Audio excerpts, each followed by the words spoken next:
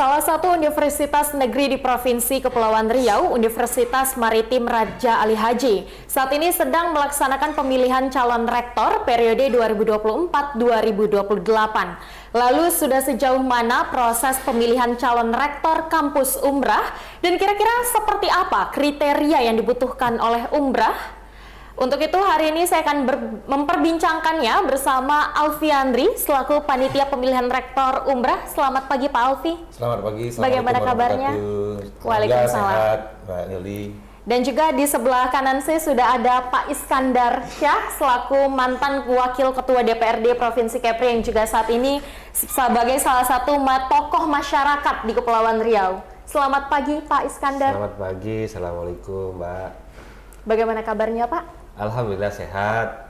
Dan juga di kiri saya tepatnya ada Bang Adia. Selamat pagi Bang Adia selaku mahasiswa Umbrah dan juga sebagai calon presiden mahasiswa ya Bang Adia. Iya. Baik, pagi ini telah hadir 3 narasumber saya yang super istimewa. Terima kasih telah meluangkan waktunya. Jadi hari ini kita akan memperbincangkan kira-kira kriteria seperti apa, kriteria rektor seperti apa yang dibutuhkan oleh masyarakat Umbrah. Mungkin saya akan terlebih dahulu ke Pak Alfian. Pak Alfian, sudah sejauh mana Pak proses pemilihan rektor? Baik, terima kasih Mbak Yuli. Assalamualaikum warahmatullahi wabarakatuh. Selamat pagi dan salam sejahtera bagi kita semua. Alhamdulillah wa syukurillah wa la hawla wa la quwata illa billahil azim. Sadaqallahul azim. Baik, menjawab pertanyaan Mbak Yuli terkait sudah sejauh mana persiapan terkait proses pemilihan rektor Universitas Maritim Raja Ali Haji.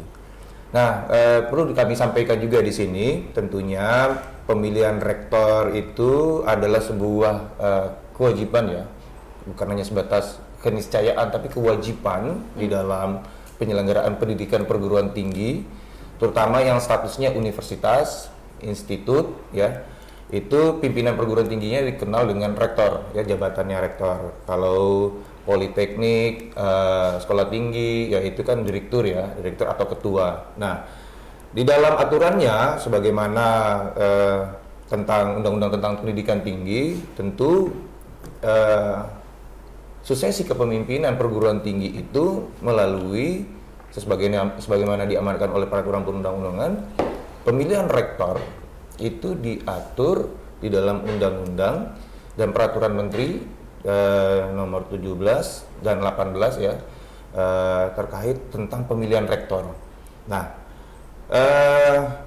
alhamdulillah kami dari Universitas Maritim Raja Ali Haji melalui rapat senat lalu sudah ditetapkan dalam keputusan senat terkait tentang proses penjadwalan tahapan daripada pemilihan rektor. Nah, kita alhamdulillah dimulai tanggal 2 Januari 2024 sudah masuk tahapan Pentahapan mulai dari launching sampai nanti pada puncaknya kita melaksanakan tahapan pemilihan. Nah, pemilihan rektor itu sendiri nanti dipilih oleh Senat Universitas dan ditambah dengan suara menteri. Jadi nanti suara Senat itu 65%, suara menteri itu 35%. Nah, kita sudah mempersiapkan instrumen-instrumen itu untuk sampai pada hari H-nya. Tentunya Universitas Maritim Raja Ali Haji itu kan universitas milik pemerintah. Yang notabene tentu partisipasi publik terkait tentang suksesi itu dibuka. Karena tentu pimpinan tinggi universitas yang kita sebut sebagai rektor tersebut bukan hanya semata-mata dia urusannya ke dalam internal, tetapi juga berhubungan dari pihak di luar kampus. Nah, tentu besar atau berkembangnya kampus perguruan tinggi, terutama perguruan tinggi negeri ya yang berstatus universitas itu akan semakin cemerlang apabila ianya membuka diri, lalu karena bagaimanapun ya prospek pengembangan ilmu pengetahuan itu kan bukan hanya perdebatan teoretik di dalam kampus, tapi juga adalah merupakan keterlibatan seluruh pemangku kepentingan. Nah, kami panitia sudah mempersiapkan itu sebagaimana yang diamanatkan dalam keputusan rektor, lalu diputuskan oleh keputusan senat, lalu di SK-kan oleh rektor untuk bertanggung jawab melaksanakan suksesi daripada pemilihan rektor. Nah, tahapan itu mulai dari penjaringan, penyaringan, dan pemilihan. Nah, insya Allah nanti kita upayakan semaksimal mungkin sampai pada hari H pemilihan yang sudah diputuskan dan ditetapkan oleh hingga saat ini sudah ada berapa nama yang sudah terdaftar sebagai calon rektor? Baik, Mbak Yuli. Untuk nama sesuai mekanismenya ya sebagaimana yang saya sampaikan di awal, tentu tata cara pemilihan rektor itu sudah diatur di dalam peraturan menteri. Lebih-lebih lagi Universitas Maritim Raja Ali Haji ini kan masih statusnya perguruan tinggi yang statusnya adalah satker ya, perguruan tinggi satker ya, satuan kerja daripada kementerian. Beda nanti dia kalau BLU, apalagi PTNBH ya. Kalau PTNBH itu pemilihan rektor dilakukan melalui wali amanat ya. Nah, kita hari ini dimulai dari tanggal 2 sampai kita mulai buka pendaftaran tanggal 8 sampai nanti ditutup pada tanggal 8 Januari 2024 dan berakhir pada tanggal 5 tanggal 5 bulan Februari 2024 itu penutupan. Nah, sampai pada tanggal 24 Januari 2024 ini kita baru menerima satu bakal calon. Okay. Jadi kita masih punya waktu lebih kurang sekitar 2 mingguan lagi untuk menerima pendaftaran daripada siapa yang sesuai dengan ketentuan syarat unsur yang harus dipenuhi, maka kita terbuka. Dan calon rektor itu bukan dari orang umrah saja, karena ini kan perguruan tinggi milik pemerintah. Kita membuka seluas-luasnya untuk seluruh dosen yang berasal dari perguruan tinggi negeri lainnya, baik dia dari politeknik, baik dia dari universitas, baik dia dari institut, asalkan dia telah memenuhi syarat unsur. Apa syarat-syaratnya? Tentu syarat yang pertama itu dosen aktif, pangkat minimalnya lektor kepala, tidak memiliki cacat hukum, ya, diberi kesempatan hak yang sama untuk memimpin perguruan tinggi negeri. Jadi itu. Jadi kita menunggu sampai tanggal 5. Untuk saat ini siapa nama yang sudah terdaftar? Yang sudah terdaftar di meja panitia yang sudah melakukan pendaftaran langsung itu Profesor Dr. Agung Damar Sakti. Oke, Profesor Agung ya. Ini kan saat ini juga beliau sedang menjabat sebagai rektor periode saat ini. Iya, benar. Nah, tapi sebenarnya Pak Alfian, itu berapa kali boleh mendaftar sebagai rektor? Iya. Sebagaimana ketentuan peraturan perundang-undangan tentang jabatan rektor, itu hanya boleh 2 kali dalam mengisi jabatan rektor. Jadi periode 1 dan periode kedua. Jadi memang satu orang hanya bisa 2 kali periode. Betul. Nah, untuk mekanisme pemilihannya tadi itu siapa aja yang dilibatkan? Nah, Nanti kan ada tahapan-tahapan ya yang sudah saya sampaikan juga nanti untuk penjelasan lebih mendalamnya. Tentunya yang memilih, karena kita perguruan tinggi kita Satker, tentu yang memilih Senat dan suara menteri. Jadi suara Senat itu 65%, suara menteri itu 35%. Begitu Mbak Yuli. Oke, baik. Nah, ini kan berarti memang bisa dari luar umrah. Betul. Itu masih terbuka sampai tanggal 5 Februari 2024. Nah, ini sebagai salah satu panitia dari pihak panitia mewakili panitia seluruhnya pemilihan rektor di umrah. Ini bagaimana menjamin bahwa ini integritas tentu dan juga transparansi? Integritas dan transparansi oleh panitia. Iya, tentu dong. Pasti menjadi pertanyaan masyarakat, masyarakat umrah khususnya ya. Betul, ya. Setelah dibentuk kepanitiaan, diputuskan dalam keputusan rapat senat universitas tentunya yang Mbak Yulia.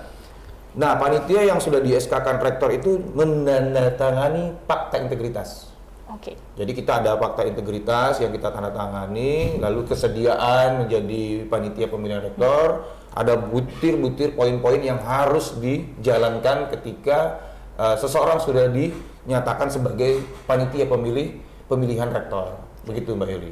Berarti dijamin integritas dan juga transparansi kepada masyarakat umrah. Insya Allah. Nah, itu tapi Pak, untuk apa ya, pemilihan ini kan akan berlangsung sampai kapan?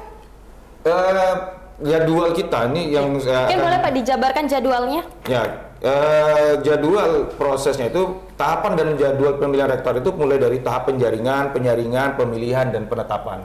Nah, di 4 agenda ini kita merujuk kepada peraturan Menteri Pendidikan ya terkait tentang tata cara pemilihan rektor.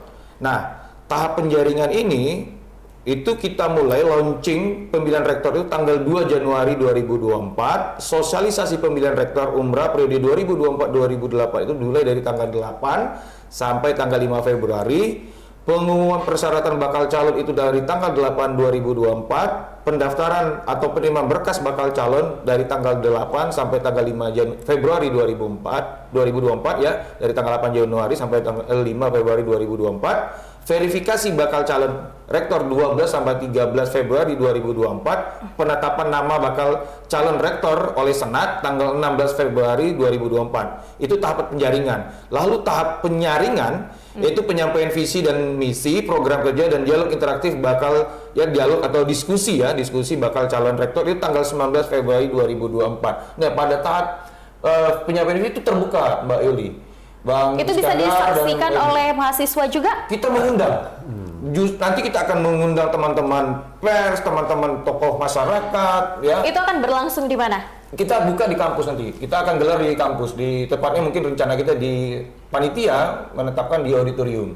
Jadi semua pemangku kepentingan itu dibuka. Jadi semua orang mendengar apa yang menjadi spirit daripada bakal calon untuk menyatakan secara tegas dan lugas dari visi dan misi yang dibawa oleh bakal calon untuk mengembangkan kampus umrah. Karena tadi umrah adalah satu-satunya universitas negeri yang ada di Provinsi Kepulauan Riau punya akuntabilitas. Nah, itu kita buka ruang. Tapi Pak Alfian, sampai hari ini masih 1 yang terdaftar. Itu jika nantinya sampai ditutup tanggal 5 Februari, jika hanya 1, itu bagaimana itu pemilihan? Ya, betul. Nanti pada tanggal 5 pukul 16.00 tidak ada pendaftar, baru 1. Ya, sarannya itu kan 4. Ya, pada penjaringan itu harus minimal 4. Apa 4 saja? Orang bakal calon. Oke. Apabila dalam masa waktu ini belum terpenuhi 4 bakal calon, maka diperpanjang. Diperpanjang itu dan kita harus melapor ke kementerian. Lapor menteri pada tanggal 5 itu belum memenuhi, maka panitia mempersiapkan rapat bersama Senat untuk melaporkan kondisinya.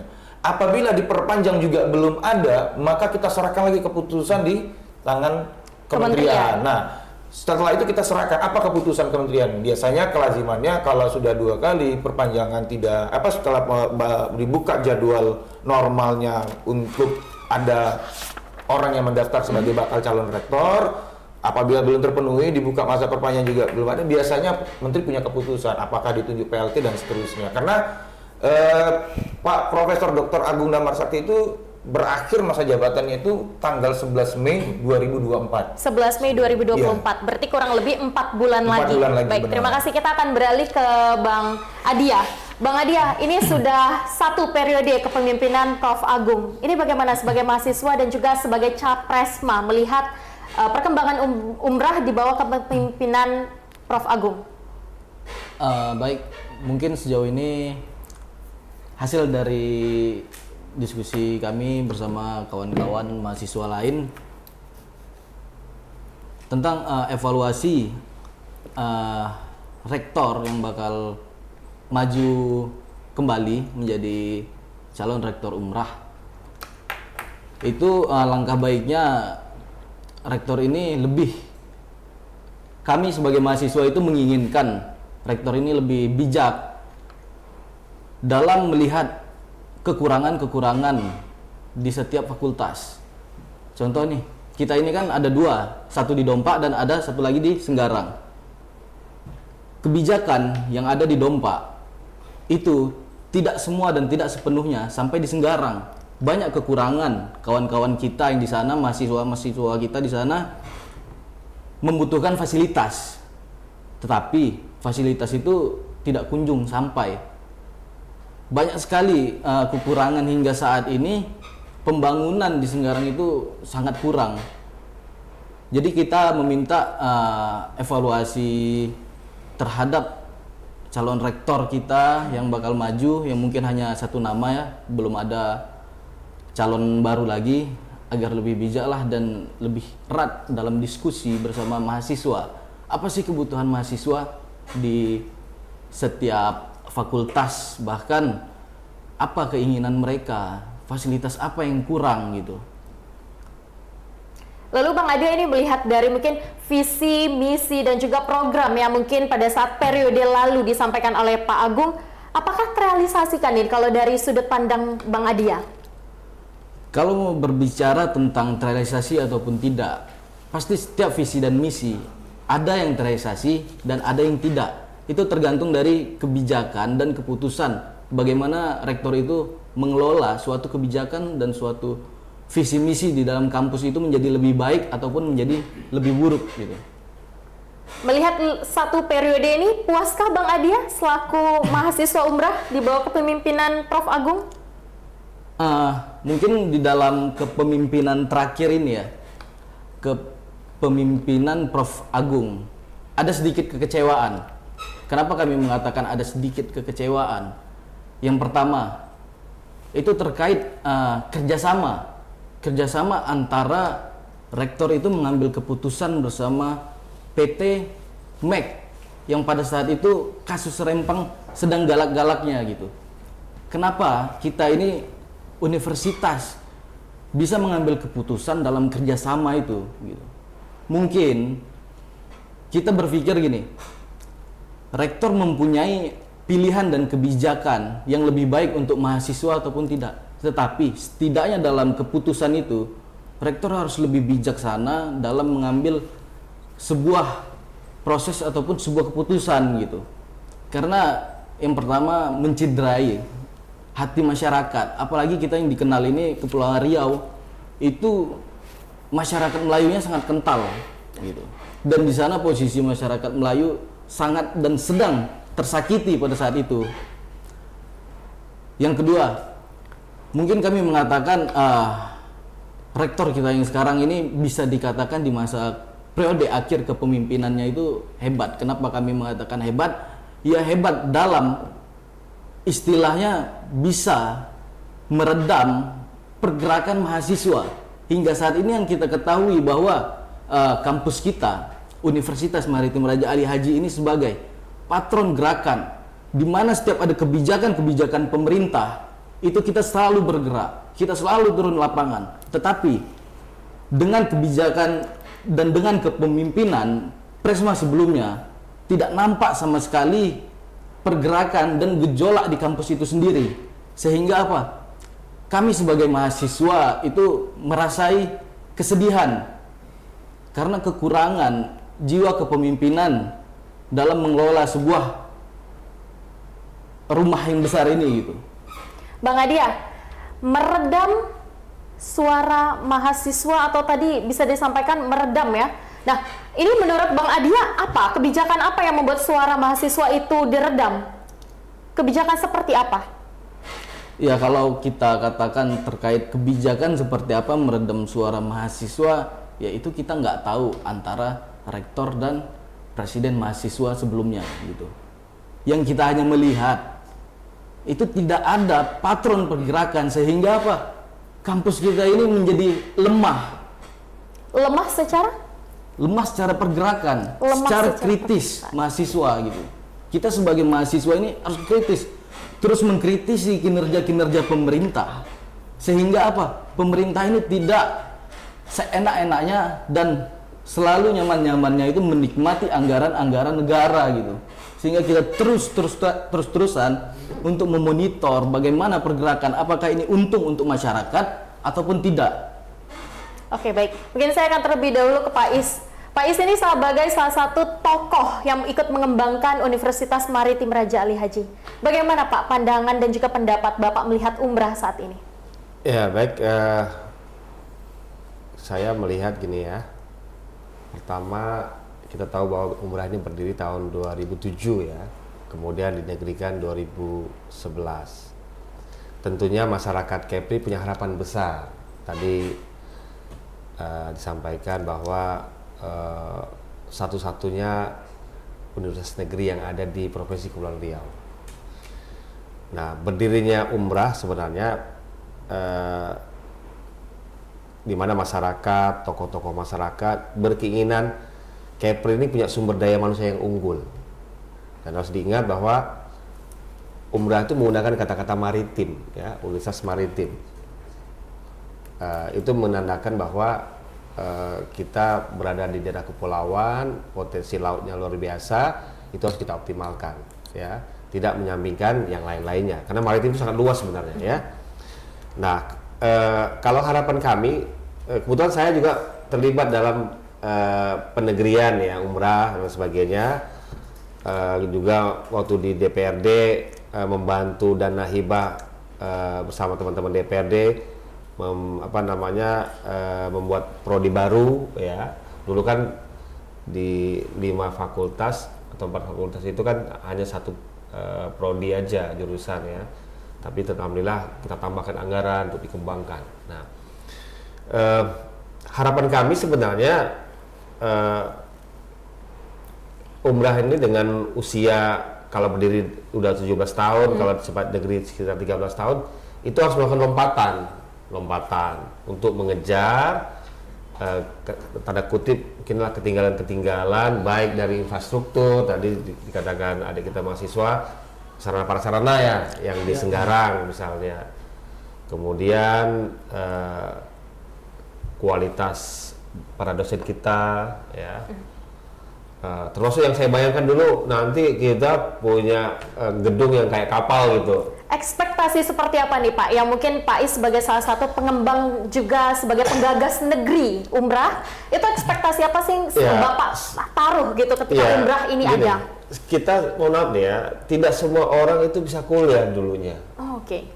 Mungkin abang-abang kita, adik-adik kita pada kuliah di minimal ke Riau ya. Kepri kan dulu nggak ada. Ada pun mungkin sekolah tinggi atau apa ya kan, atau yang sekolah ke Jawa ya.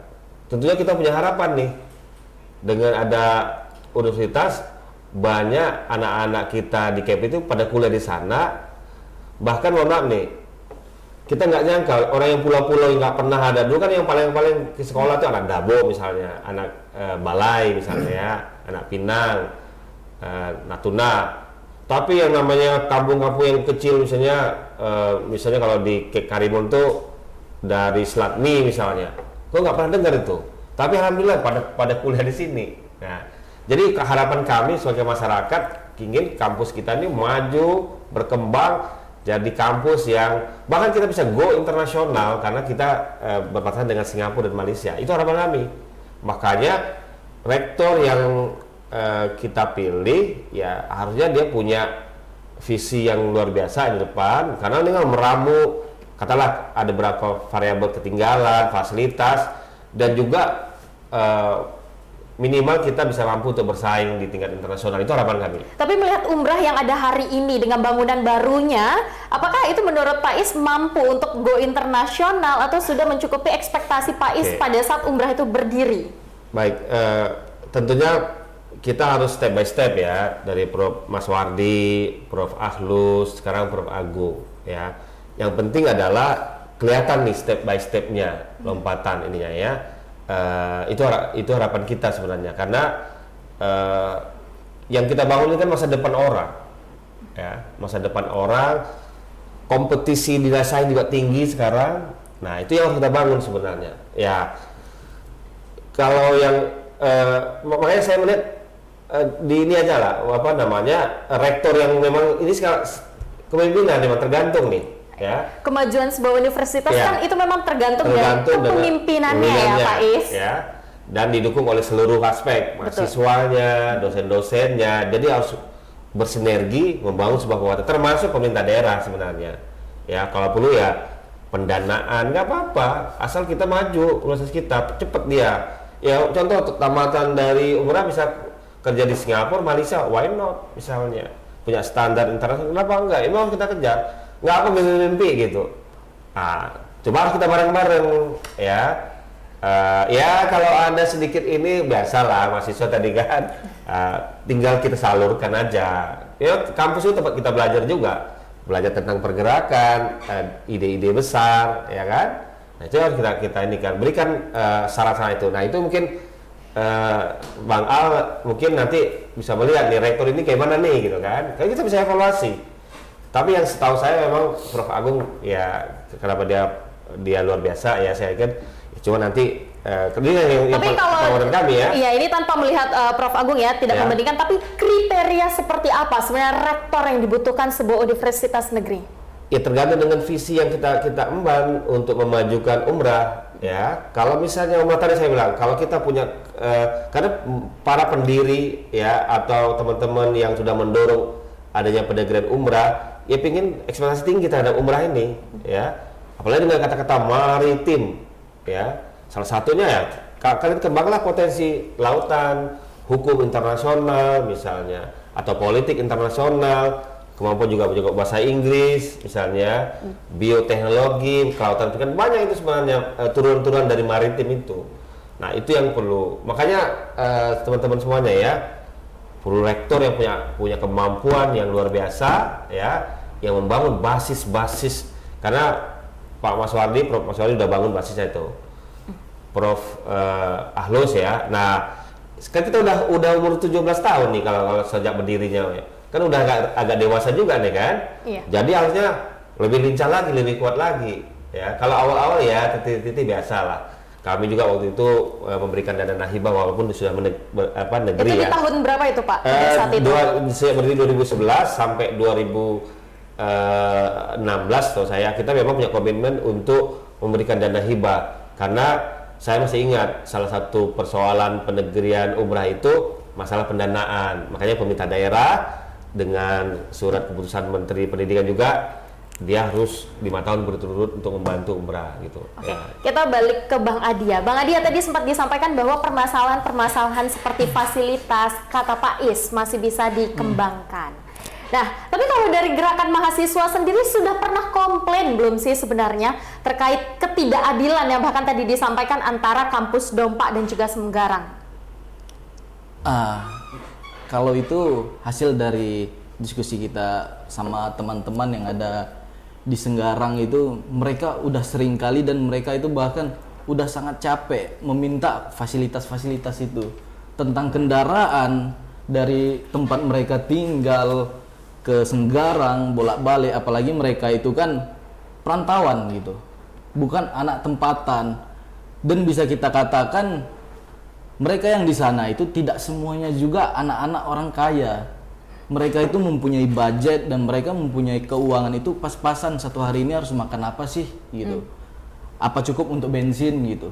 Itu kan membantu perekonomian mahasiswa juga gitu, yang dulu yang kita ketahui bahwa dari Pamedan dulu dijemput hingga Senggarang dan bolak-balik, tetapi hari ini dan beberapa tahun belakangan ini kita lihat itu udah nggak ada lagi gitu. di mana sih hati nurani pemimpin kita di kampus melihat sikon dan situasi mahasiswa kita ini kekurangan gitu. Banyak sekali kayak mereka mengatakan mereka punya laboratorium itu AC-nya panas, kan yang namanya AC itu dingin gitu. Tetapi kita bingung kalau sampai mereka mengatakan AC itu panas gitu. Itu bagaimana sih kebijakan pemimpin kampus kita gitu? Kita beralih ke Pais. Pais, mahasiswa kita mengeluh katanya AC-nya panas. Lalu juga tidak tersedianya bantuan kendaraan yang dulu tersedia. Ini bagaimana Pais? Ya, untuk membangun sumber daya manusia yang unggul itu perlu duit, perlu dana sebenarnya. Kalau dari pandangan Pais, kurangkah Ya, anggaran yang disediakan pemerintah untuk umrah? Kan terbatas juga sebenarnya dari APBN ya, atau memang rusak itu kita nggak tahu juga ya. Memang segera sebenarnya harus dikombinasi dengan bantuan-bantuan dari pihak swasta atau pihak ketiga. Itu yang harus dibangun oleh kampus kita sebenarnya. Jangan juga mengandalkan pemerintah. Kadang-kadang pemerintah duitnya terbatas, prosedurnya juga ada banyak prosedural ya. Kampus yang maju dia harus berkolaborasi. Mungkin tadi Bang Al bilang karena kita belum status masih satker kan, belum BLUD ya, BLU ya, BLU misalnya. Itu juga jadi persoalan ya. Jadi memang kalau itu tidak ini, kalau adik maksudnya mungkin dari perspektif yang lain ya. Saya kan dari perspektif bahwa ada regulasi-regulasi yang mengatur gitu ya. Tapi paling tidak ya kalau ada keluhan segera ditangani ya, mungkin jangan sampai 1 bulan 2 bulan ya. AC memang dingin, kalau panas itu bukan AC namanya kan. Nah cuma kan karena keterbatasan dana, kampus juga negeri juga banyak di Indonesia. Nih ada Pak dosen kita Bang Al ya, Pak Al ya, berkolaborasi dengan perusahaan besar yang ada di Sekepri ini banyak di Batam misalnya ya.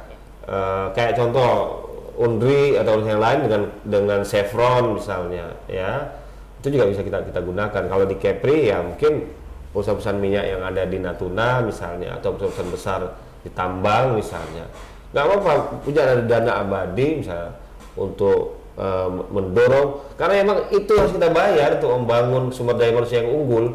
Kami dulu sekolah susah-susah lah di daerah, tapi sekarang kan tinggal anak-anak kita di Kepri ini nggak usah jauh-jauh, hemat kos.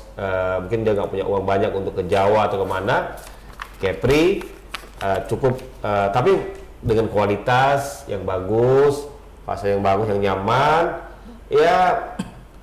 Kalau kita berkolaborasi dengan Singapura dan Malaysia, mungkin Singapura bisa work together with Singapura kan misalnya. Pokoknya kreatif lah gitu. Makanya rektor ini yang membangun 5 tahun ke depan ini, atau 4 tahun ke depan 4 tahun ke depan ini kita pengen dia take off ya.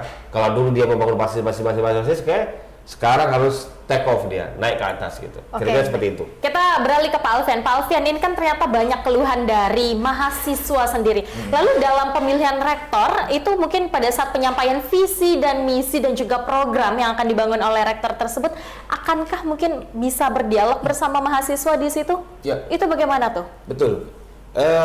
Pada saat tahapan penyaringan ya, tahapan yang kedua itu penyaringan, penyampaian visi dan misi program kerja ya, yang dituang dalam satu event ya, diskusi tanya jawab. Memang kita sudah mengatur waktunya ya, kita ngatur waktunya juga, berapa durasi yang disampaikan oleh bakal calon ya, terus bagaimana tata cara memberikan pertanyaan kepada bakal calon, itu ada mekanismenya. Tentu nanti muatannya itu kita diskusikan di antara bakal calon dengan para penanya juga. Tentu panitia juga harus membatasi itu ya, karena waktunya sudah dibatasi oleh tata cara dalam tatip pemilihan tahapan dalam pemilihan rektor itu sendiri. Nah, kalau memang ada keluhan, tanggapan dan lain sebagainya, bagaimana nanti kita mencari sosok pemimpin rektor ya. Tentu ruang itu kita buka, panitia membuka ruang diskusi itu, ruang tanya jawab untuk itu. Tentu dengan mekanismenya ya, tentu tetap mengacu kepada mekanismenya itu. Jadi mungkin barangkali gitu. Itu akan diadakan tepatnya di tanggal berapa? Nah, itu pada jadwal timeline yang sudah kita buat itu tanggal 19 Februari 2024. 19 Februari. Oke, baik. Lalu tahap penyaringannya itu setelah penyampaian visi dan misi, pemungutan suara tahap pemilihan 3 calon rektor. Jadi minimal tuh ada 4 ya. 4 bakal calon yang mendaftar nanti pada saat 4 itu dipilih tanggal 20 Februari 2024, sehari setelah kita Penyampaian visi dan misi.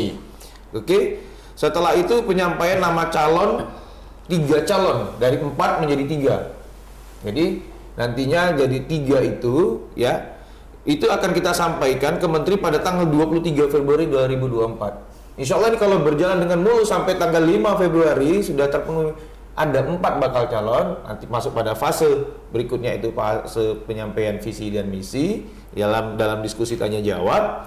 Nanti pada saat berikutnya adalah tahap pemilihan ya, 3 dari 4 menjadi 3, lalu penyampaian nama calon rektor kepada menteri. Nah, itu tahap penyaringan. Lalu nanti pada tahap berikutnya yang ketiga tahap pemilihan, di mana tahap ini yaitu kegiatannya pemungutan suara tahap pemilihan calon rektor bersama menteri. Dari 3 tadi itu dipilih lagi. Oke. Jadi 3 nanti dipilih ambil 1 pada tanggal berapa? Nah, itu mengikuti jadwal kementerian karena suaranya suara menteri. Terus penyampaian nama calon rektor terpilih dan berkas pemilihan ke kementerian. Nanti setelah itu baru kita kembalikan dan jadwalnya juga mengikuti jadwal menteri. Nah, yang terakhir itu penetapan. Nah, ini yang paling terpenting. Setelah nanti eleksinya sudah kita buka dalam ruang yang semakin terbuka ya, transparan dan seterusnya, apa yang diwanti-wanti oleh masyarakat, oleh pemangku kepentingan ya, para stakeholders, itu kita buka. Panitia sangat ya, kita sangat-sangat terbuka, kita sangat-sangat kooperatif ya. Berarti tidak ada tekanan dari internal maupun eksternal ya? Nggak ada, Mbak. Jadi kita di dalam itu juga menandatangani fakta integritas. Oke. Panitia juga tidak boleh melakukan transaksi komitmen dengan bakal calon. Oke. Itu dipertaruhkan, itu enggak. Terus menekan bakal calon dan panitia juga nggak boleh ditekan. Oke. Jadi kita betul-betul profesional dan betul-betul menjalankan tugas kita sebagaimana mestinya di dalam pemilihan rektor yang diatur. Nah, ini yang tadi saya ingatkan. Nah, Peraturan Menteri Nomor 21 Tahun 2018 tentang perubahan Peraturan Menteri Ristek Teknologi dan Pendidikan Tinggi Nomor 19 Tahun 2017 tentang pengangkatan dan pemberhentian pimpinan perguruan tinggi negeri. Ini basisnya. Jadi tahapan-tahapan ini sudah sangat clear dari panitia. Kami juga menghimbau juga untuk bisa ada peran aktif masyarakat untuk memberikan masukan agar tahapan pemilihan rektor ini betul-betul adalah milik masyarakat. Milik masyarakat umrah khususnya ya. Dan masyarakat Kepulauan Riau dan Indonesia, itu dia paling terpenting, Mbak. Baik, kita akan kembali ke Bang Adia. Bang Adia, tanggal 19 Februari akan diadakan penyampaian visi, misi dan juga mahasiswa ternyata bebas berpendapat di sana. Nah, apa yang ingin Bang Adia sampaikan kira-kira di tanggal 19 Februari itu? Kalau untuk penyampaian kami ataupun keinginan kami, mungkin kami tidak bisa menyampaikan di sini. Itu sebuah rahasia. Dan kenapa itu untuk sebuah ultimatum ataupun bagaimana ya, agar rektor itu bisa melek gitu. Calon rektor ke depan kita ini, calon pemimpin kita ke depan ini bisa melek terhadap mahasiswanya gitu. Jika calon rektor ke depan itu tidak mampu memfasilitasi segala kekurangan yang ada di Senggarang, alangkah baiknya yang Senggarang itu disatukan kembali di satu dompa. Oke, baik. Itu untuk harapan umrah ke depannya, harapan Bang Adia apa nih? Harapan kami ke depan mungkin seperti ini ya. Bisa kita katakan belum hingga saat ini dan hingga detik ini kita belum nampak kebijakan ataupun keputusan dari rektor tentang alumni mahasiswa umrah. Mereka itu ketika lulus, mereka itu harus kemana? Kita membutuhkan campur tangan dan perpanjang tangan dari rektor itu sendiri, sehingga para alumni kita ini tahu arahnya. Mungkin bisa katakan hanya nggak sampai, mungkin kurang lebih 50% itu para alumni kita bisa dikatakan nganggur gitu kan. Kasihan, kita udah mengabdi kepada kampus, kita selalu membayar UKT kepada kampus, kita mendapatkan ilmu dari kampus, dan kita juga meminta kampus ini berilah kerjasama lah kepada pihak luar agar para alumni kita itu bisa bekerja dengan layak dan sesuai dengan kriteria mereka gitu, skill mereka, sehingga nampak kualitas kita kampus ini terlihat di luar sana dan masyarakat juga berpikir bahwa wah, kampus umrah ini bagus ya. Jadi kita juga sebagai mahasiswa umrah itu tidak terlalu malu dan tidak malu gitu ketika kita selalu mensosialisasikan betapa bagusnya kampus kita. Bahkan kampus kita juga bisa menjanjikan mahasiswa yang lulus dari Universitas Maritim Raja Ali Haji mendapatkan pekerjaan yang layak. Pak Is ini sebagai salah satu tokoh pembangun juga ya di Umrah ya, bisa kita katakan seperti itu. Ini gimana tanggapannya terkait pendapat Bang Adi yang mengatakan bahwa salah satu tugas rektor itu adalah untuk ikut mengarahkan masa depan mahasiswanya? Iya, menurut saya boleh-boleh aja, memang seharusnya seperti itu ya. Coba gini, tadi yang dikatakan adik kita tadi itu kan ekspektasi mahasiswa kan seperti itu. Makanya di awal saya sampaikan bahwa kampus umrah dia harus mampu untuk bersinergi dengan perusahaan-perusahaan yang lain sebagainya untuk mengembangkan, sehingga belum lulus saja oke, dari umrah kami rekrutkan Anda ya gitu. Nah, ukuran kualitas kampus itu kan dilihat dari akreditasi sebenarnya ya. Akreditasi, benar. Ya. Ya, coba ya akreditasi yang semua kalau bisa kan gitu kan gitu ya. Jadi ada beberapa hal yang menurut saya yang perlu kita dorong, kita benahi ya, sehingga tadi ekspektasi adik-adik kita mahasiswa sehingga menjadi kebanggaan, dan salah satu indikatornya adalah ketika dia lulus nggak lama nganggur kan gitu kan. Dan ini sangat berkaitan juga, satu deh, adik juga harus lihat ini bahwa pemerintah daerah juga harus lihat dalam ekonomi, dalam mengembangkan Kepri itu bukan hanya sebatas pertumbuhan, tapi pemerataan, bukan hanya padat modal, tapi padat karya juga gitu. Nah, ini tantangan ya. Mohon maaf nih, karena dia sudah menggunakan label maritim, ya, dan potensi kita luar biasa di maritim, itu harus kita kembangkan. Saya kasih contoh. Saya dulu di tata ruang RZWP 3K, Rencana Zonasi Wilayah Pesisir Pulau-Pulau Kecil. Oke. Itu ada ruang sekitar 400.000 hektar, itu bisa dikembangkan untuk budidaya. Kalau satu anak mahasiswa kampus dikasih setengah hektar aja, udah 800.000 orang yang bisa kerja di sana sebenarnya, bisa kita kembangkan. Jadi harus matching semuanya. Ini yang belum, ya mungkin dia step by step ya. Saya memahami lah ya. Tapi itu harus termasuk dibekali mungkin materi atau mata kuliah pilihan tentang small business misalnya. Ini berarti pesan ya untuk rektor sekarang umrah yang terbaru. Kampus kalau mau kampus yang modern, yang maju, mengoptimalkan mahasiswanya, kemudian kan ekspektasi kan pasti ada ya. Nih sekarang udah selesai fakultas perikanan, terus dia nganggur juga, ya bisa jadi banyak variabel juga gitu ya. Tapi yang jelas dengan menggunakan kata-kata maritim itu harus kita kembangkan. Dan ingat ya, kampus harus kombinasi dengan pemerintahan daerah, dengan pusat. Ada satu istilah, tata ruang adalah tata uang. Ternyata Kepri ini ruang-ruangnya banget strategis, tapi belum mampu untuk membangkitkan ekonomi, menjadikan itu adalah uang. Itu tantangan bagi kita. Dan saya berharap rektor ke depan ini salah satu prioritas yang harus dilakukan adalah bagaimana anak-anak yang di kuliah dia punya prestasi yang bagus, akademik, punya integritas, dan juga bisa dapat kerjaan cepat-cepat gitu. Baik, itu tadi berarti harapan dan juga pesan dari Pak Iskandar Syah ya Pak untuk rektor baru di periode kedepannya. Betul. Baik, terima kasih banyak Pak Iskandar atas pendapatnya, juga Bang Adia terima kasih sudah menyampaikan pendapatnya, dan sama-sama. Juga Pak terima kasih atas informasinya. Baik pemirsa, itu tadi perbincangan saya bersama Alfiandri, panitia pemilihan rektor kampus Umrah, dan juga Iskandar Syah. Terima kasih banyak Pak selaku dari tokoh masyarakat Kepulauan Riau, dan juga Bang Adia selaku mahasiswa yang juga merupakan calon presiden mahasiswa Umrah. Sekian Mata Angin hari ini, saya Yuliandini pamit undur diri, sampai jumpa di Mata Angin selanjutnya.